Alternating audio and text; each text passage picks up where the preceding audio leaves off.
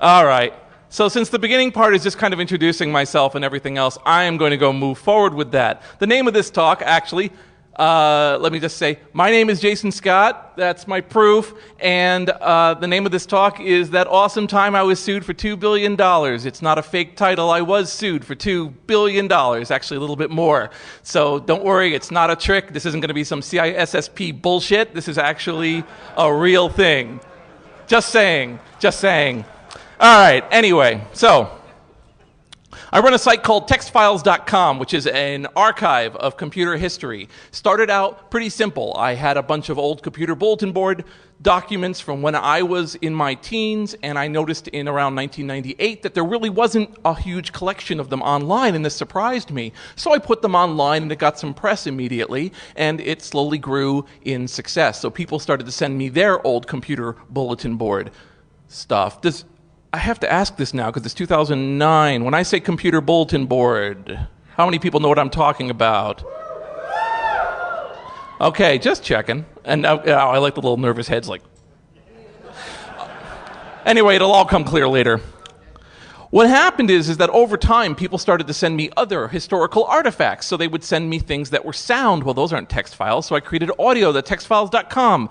I started scanning old ads. That became digitized. I had ANSI art. I had music created by people in the 80s and 90s, art scene. And finally, pdf.textfiles.com, probably the lamest name on the entire set, which is stuff that was sent to me in PDF form. And I've put a lot of things up there of all various stripes, manuals, and everything else, and it's now really huge. I probably have somewhere close to a terabyte of data online that I provide for free with no ads, including, I might say, cd.textfiles.com.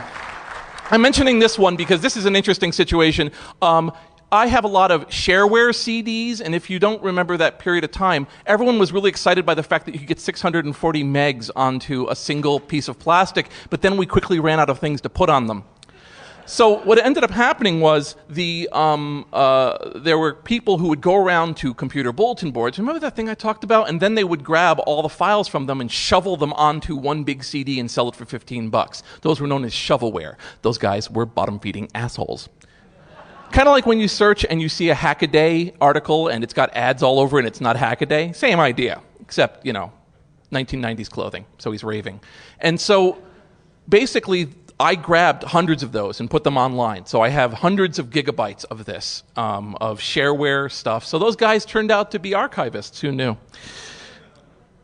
Things have gotten more intense lately. So one day, I had to go rent a truck. Why did I have to go rent a truck? Because it was given to me to take most of the collection of Leonard Tower, who was one of the co-founders of the Free Software Foundation, who decided that he was trying to clean up things. So he gave me all his old stuff. That includes old issues of Byte, old journals, everything else. So I had to actually get an intern, which is a crazy thing.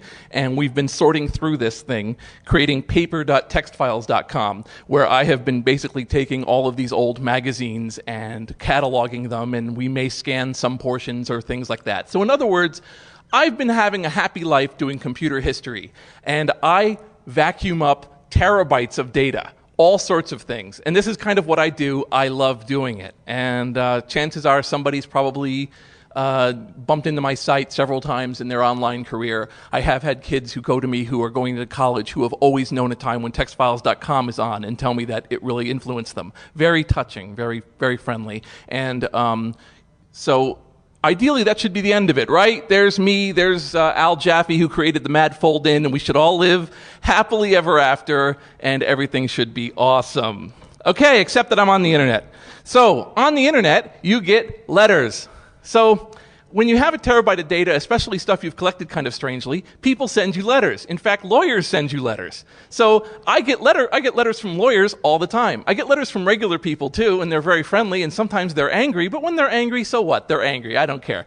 If the person is angry for a legitimate reason, great. If a person says, when I was 13 and I called myself the Mad Dickwad, and I called myself by basically my friend's real name, and now I kind of regret it, I'm like, oh, that's a real shame. So This is an article. This is a letter sent to me from Oblon Spivak McClelland, mayor in Neustadt, from a very nice person named Roberta Bren. In it, this is a letter, bear in mind, that merely warns me something, and it already says that it's going to be CR Bard Incorporated versus textfiles.org. There's no textfiles.org, fine, whatever. Infringement and dilution of the Bardex trademark with a reference number, which to the glancing person who doesn't quite know what they're up against looks almost like it's some sort of legal case number that's been filed somewhere. None of that is true. This is basically a letter saying, we don't like something about your site, get rid of it. What is it? Well, that's an interesting thing. We have not received a response from you, and improper references to the Bardex mark used to refer to enema equipment continue to appear in several stories posted within your erotica section. In particular, inaccurate references to the Bardex appear in the stories An Interesting Saturday Night, Part 5, Lori's Last Day, and Pamela's Story. So it turns out that the Bardex, which is a trademark of CR Bard, is only to be used as a urological catheter. It is not to be used in enemas. Yet, for some reason, a wide variety of erotica fiction, I want to point out that I have 7,000 erotic stories on my site, i.e., if someone's going to put something into anybody else in any way to enjoy it, I have a story in which they do it. So it stands to reason when you have this sort of quantum sex act that eventually somebody is going to go, I don't like the part where you took the 3 ponies and the ice cream cone, went into the ice cream truck and drove into a school. That doesn't really make me happy. And I'm like, just keep going. Just keep going. So, yeah, so the important thing they want you to know is don't put the urologic catheter in your butt. But more or less, what they're really pissed off about is the fact that the people who are doing this and having these wonderful enema stories are referring to it as a Bardex. That is to say, it's using their trademark to indicate an act for which their item shouldn't be used. This is something that's called the Lanham Act. I went to the site yesterday to check up on things, by the way, and this is their ad for the Bardex. And I think he's erotic fiction. I just wanted to point that out.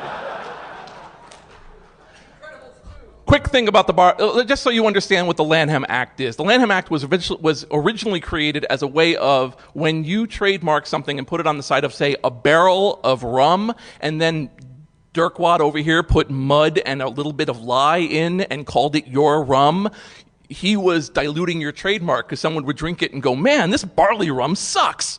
And you would be diminished. Well, guess what happened? It got innovated upon. So if you want to imagine like a field and then by the end of it, it's a strip mall with an airplane landing on it and everything else, well, that's what they did. At this point, indicating any untoward act in which you mention a product by name can be considered a violation of the Lanham Act.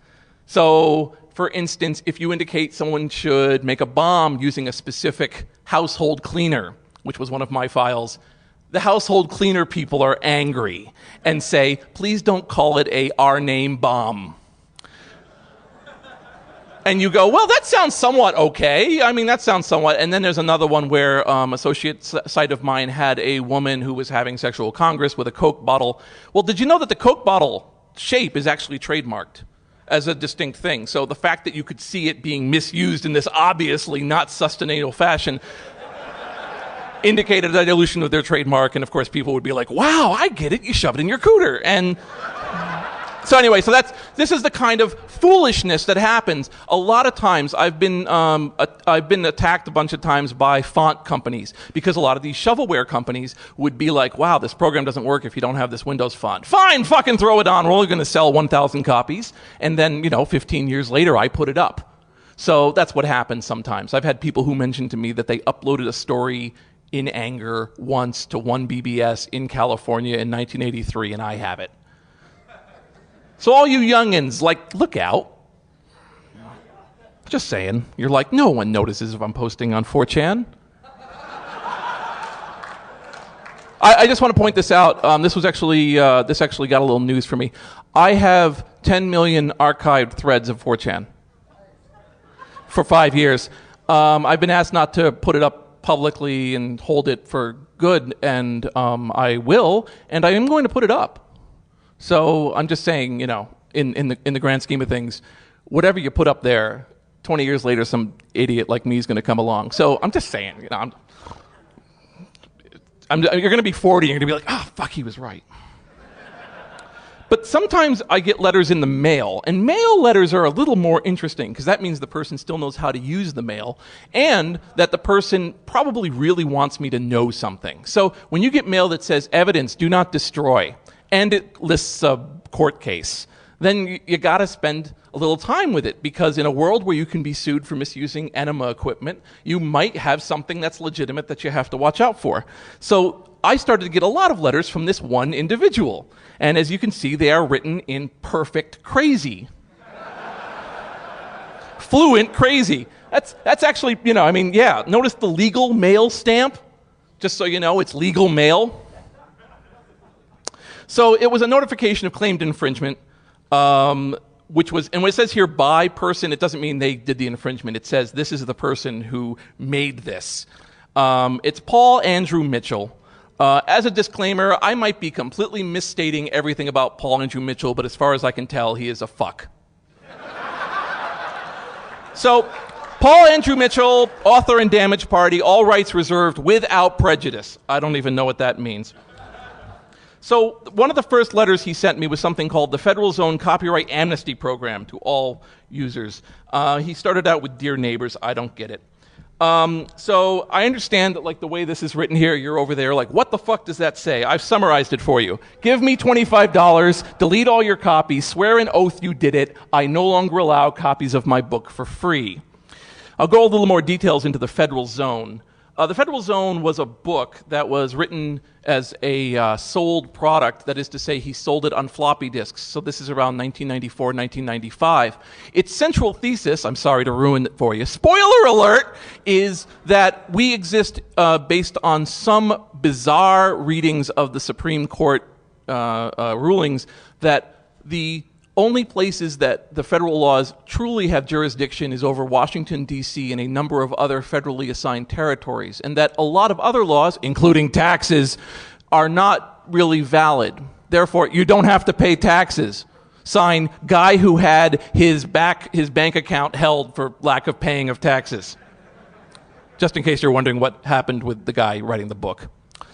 So, the time that he started to write these letters to me, at one point he indicated that the Lanham Act permits triple damages. This is an interesting assumption. It's not true. But he estimated that there had been 2,371,324 downloads of his book on my site and probably a couple hundred others. That, in fact, mine had actually come from, of all places, The Loft. The Loft had a archive of old texts, and I had that archive, and among them was this file, fedzone.txt. And so he simply assumed this wonderful number. No, he doesn't explain where he got the number, because that planet asks not to be identified. However, he claims that because these 2,371,324 people failed to pay the $25, he was now owed $59,283,100 in damages. Also, I am batshit insane. That's what it says at the bottom. So, you know, the letters started coming, and what's interesting here to note, which is what the core thing I want you to really, if you don't come away with anything else I'm talking about here, bear in mind that I am a, in the grand scheme of getting legal threats and being told I am a bad person, I am probably one of the more rhino-skinned people at this point. I am told I am awful all the time. In all various bits, I've been told this on comment boards, I've been told this in text files, I've been told this in voicemail. It's, you know, it's what happens when you do a lot of different things on the internet and you talk like I obviously do in this bombastic, crazy-ass, funny manner that makes fun of people. But there are a lot of you who don't actually live that kind of life like I do, and yet you wish to express yourselves, and you will express yourselves, and you will encounter something like this, and there's a real danger that you'll come away from it feeling like you've done something wrong, or that every single person who takes the time to threaten you in this kind of fashion, which is not just, you suck, I hate you, is somehow valid. And I want you to walk away at least knowing, even if you walk out now because you're going to go see Clark speak, that no, that's not true. Don't fall for that bullshit.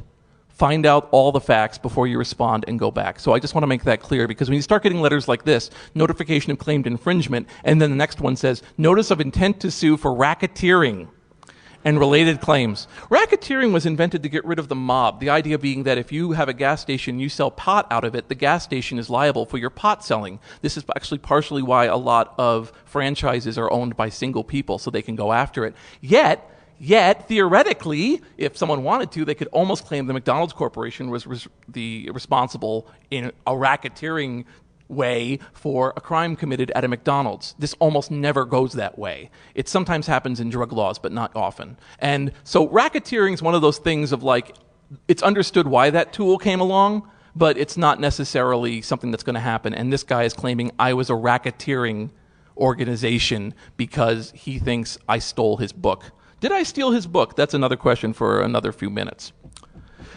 After getting about 20 of these letters over the course of 2 or 3 years, we're in now 2001. I started getting them in 1998. I was sent mail from the Constitutional Educational Research Foundation located in California. I should also point out, by the way, that all the mail that previously came through a series of mail drops. Mail drops are fascinating, and if you haven't really been dealing with the mail in your lifetime because you're 9, the way that most people send mail is that you send it out and it has to have a return address. But when you get your mail back, you have to kind of give them an address. And there are companies and places that will do nothing but take your mail in and send it to another one. And they'll do this for X amount a month. And so you don't ever give your information out, and then you cut off that mail drop and go to the next place. And that's why you do it. So that way, if there's old bills, they have this address for you. Well, he was a great education on all these different mail drops because they were all over the place. Forwarding agent. Forwarding agent is a pretty good sign, by the way. So one day from a forwarding agent, I got mail from Lonnie G. Schmitz, settlement negotiator. And he sent it to all named defendants in this Mitchell versus AOL Time Warner Inc. et al. Lawsuit, which didn't exist yet, by the way. But it offered me great settlement opportunities for this. For only $25, which was the price of the original, all these people could have avoided the lawsuit. Now they're faced with extensive legal expenses and the very real prospect of massive damage awards with no ceiling in sight. And later in the letter, for your information, Mr. Mitchell has begun to pre-assign a portion of his awards to worthy charitable organizations. Depending on your unique situation, it may also be possible to offset his damages with a tax-deductible donation. Now, it's interesting because then it says, well, if you settle, some of the money will help kids. But the thing is again, I want you to understand this from the point of view of a person who has no other knowledge of this going on. This is truly terror. Because this person is speaking an extremely scary language, and if you're a person who's going paycheck to paycheck, and these weird threats are coming through the mail, and he would write everything in the form of a legal document, you'd start to think that you were really, truly, and well fucked, and you didn't know what to do. Ostensibly, you would give him $25, i.e., this is probably vaguely extortion. In fact, by this point, he had actually been able to show some of the unpaid settlements that he believed he was owed for this legal case that hadn't happened yet. And so his number was now at 97 million. Just keep it going, okay? 97,112,000, 041 and 31 cents. Check, please. He also included a Miranda warning. That's awesome. I was mailed a Miranda warning. In the mail, I picked it up and I was told that anything I would say and do from this point forward could be used against me. I guess up to today. But damn it if he didn't do it, if he didn't just say that. He said, yep, because of the Fifth Amendment, you can do this, and because of this, it will be held against you. So who the hell is this moonbat? Because at this point, you're like, dude, that's fucking nuts. And really, honestly, that's kind of my take on it, too. His name is Paul Andrew Mitchell. His alias is Mitch Modeleski. It might be that his real name is Mitch Modeleski. He claims otherwise. We know that he served time in or attended a seminary and then dropped out. We know that he has a business degree, an actual business degree. We know he has another degree. We think he has mental illness. Can't be sure, though. And at some point, he started really falling in with the fringe crowd. Joined up with the Freemen for a while, tried to be a representation with them. When they failed to pay him for something, but he thought he was owed, he claimed that they were government clones. trying to defraud him, so he started to go after them, which is a really dumb thing to do to men in cabins with guns, but fine, whatever. I guess that's why you have a forwarding agent. And he had invented this kind of interesting way of looking at the world in terms of a legal thing. And, I understand that some of this, for some people, you probably want Jennifer Granick in a bra and panties to read this to you to make it interesting legally, but I'm just saying that a lot of it, if you actually went down into these twisted logic tunnels that he had dug, they actually kind of made a sick sort of sense. A few times he kind of makes leaps that are a little bit too far for the current contemporary legal system, but it was an interesting thing to read up on. So he wrote this book and put this book out called The Federal Zone, of which I've already spoiled for you. And he put it out with clear language that it was, give me $25 if you think there's any use in it. Since it is objectively useless, he didn't get much money. He then announced he was withdrawing it from the internet. And he did this by posting on some mailing lists. Again, this is 1997. There's a slightly different feel about the internet. But still, even in that time, it's pretty contemporarily nuts. And he posted this warning and said, attention, this is no longer a freely available work, and now you may not have it. And then he proceeded to send angry letters to more and more people, including America Online, who he said was hosting it on various servers, which they may have been, because they host a lot of stuff. And so he basically said, so AOL owes me money, and these 150 defendants, of which 120 were John Does, owe me money. Yeah. So now you know a little bit more about Paul. So one day a subpoena shows up. Now, again, I understand the subpoena may in fact be a cupcake. I mean, it's not really technically supposed to be that, right? You got served, right? Legal mail, and right under it, served to it. In case anyone's wondering, Cow's Technology is the business that owns cow.net, which was the site that nominally had a mirror of textfiles.com, and that's why he keeps saying cows. That's what's going on there. So this was actually to me and to my real address. And it was fucking thick. So I knew I was okay. I was in for a good read. Here's an interesting thing that he started to do after a short period of time. He started to emboss them. Again, I think that's really important to understand, is that a person who might not know better would see something embossed and go, okay, that must be some real shit. His law firm, whose sole lawyer on staff doesn't have a law degree, is called Supreme Law Firm. It's actually, I believe it's supremelaw.org, where you can, by the way, download a complete free copy of his book. I mean, just in case you're wondering. But this one was from the District Court of the United States. It was from the Eastern Judicial District of California. And it had a real case number, and it had a real judge who really did sign it. So occasionally, the internet will sue your ass. Who knew? And this is also something I just wanted to point out. He would always refer to himself as a private attorney general. Just to explain where that comes from. There was a very specific, very, very unusual situation where there was one description in an unusual case where someone could be called somebody acting in lieu of an attorney general in a district that does not have an attorney general and acting in a private fashion.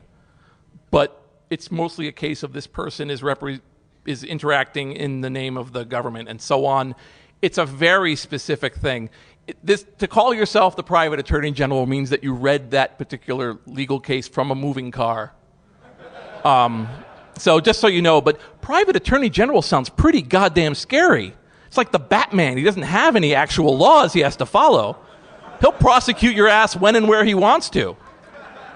So again, that was, that proof of service. And this is very interesting too. One of the reasons he chose the Eastern District of California at this time was that you could actually sort of mail summons.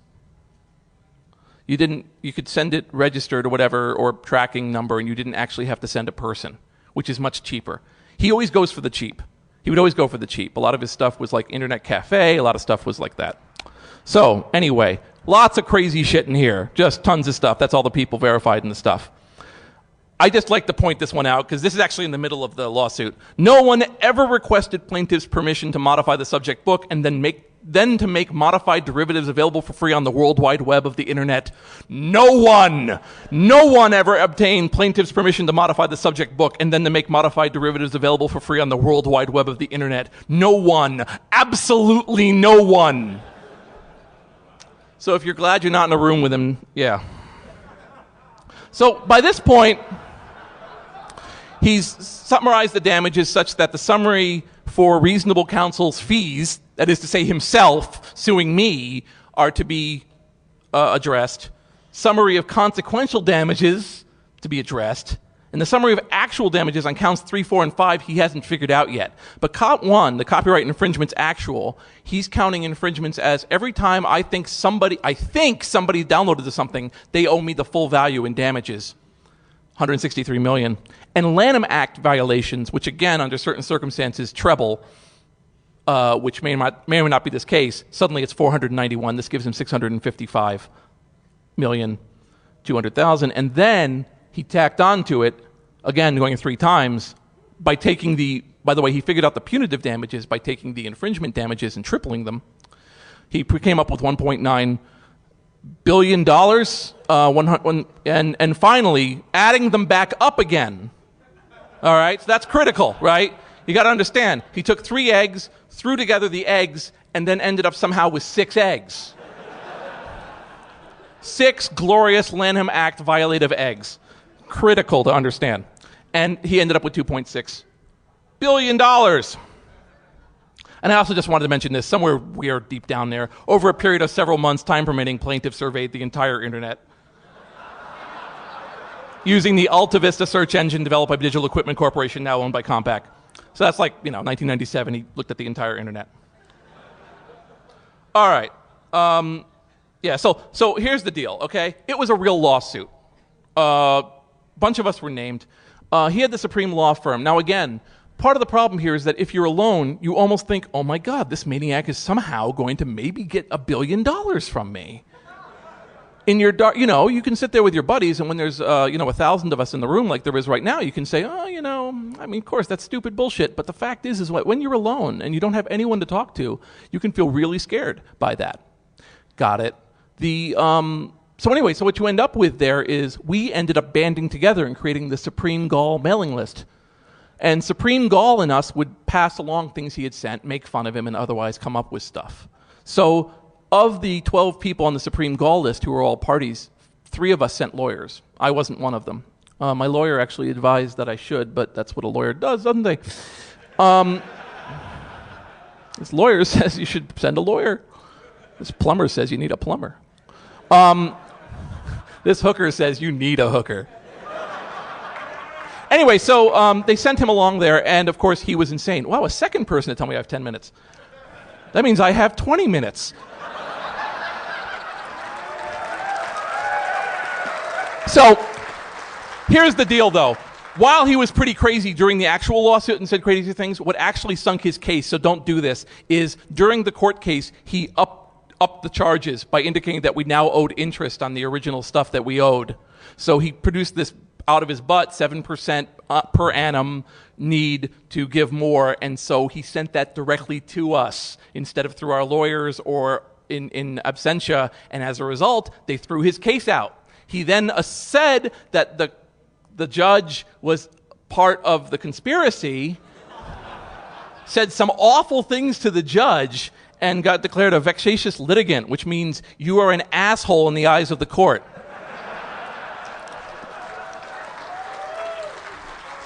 So, I couldn't come up with a good slide representing happiness and success, so this is a picture of me at 16 with my bulletin board system, because I was really happy back then. Anyway, so the upshot of this thing was that I really learned a lot, and he did send me some letters afterwards, and I do collect them all, but kind of the nature of this whole thing, right, is that you have to understand that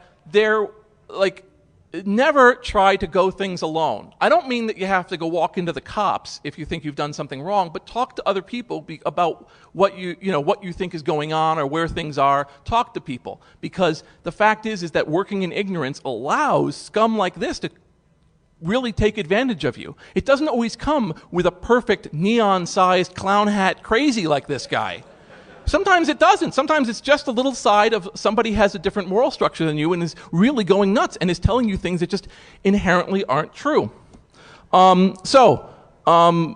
If you want to read more about him, I guess I lost that slide. Oh well. If you go to paulandrewmitchell.com, which I own.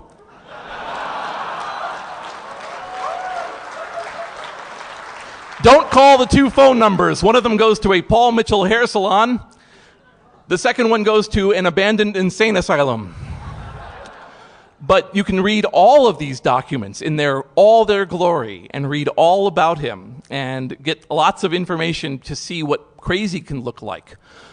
So anyway, here's a whole bunch of ways to reach me. Textfiles.com, my weblog's ascii.textfiles.com. I invite you all to visit the Retro Room, which I helped put together here, which has a functioning PDP-11. And a VAX, please don't avoid that. Probably the last time you're going to touch that metal while it's on, or when it's not your bedpan. So, anyway, and of course, feel free to follow my cat on Twitter because people just love that cat. Anyway, so thank you again for going out, coming back in again, and putting up with the bullshit to talk and listen to me. Thank you so much.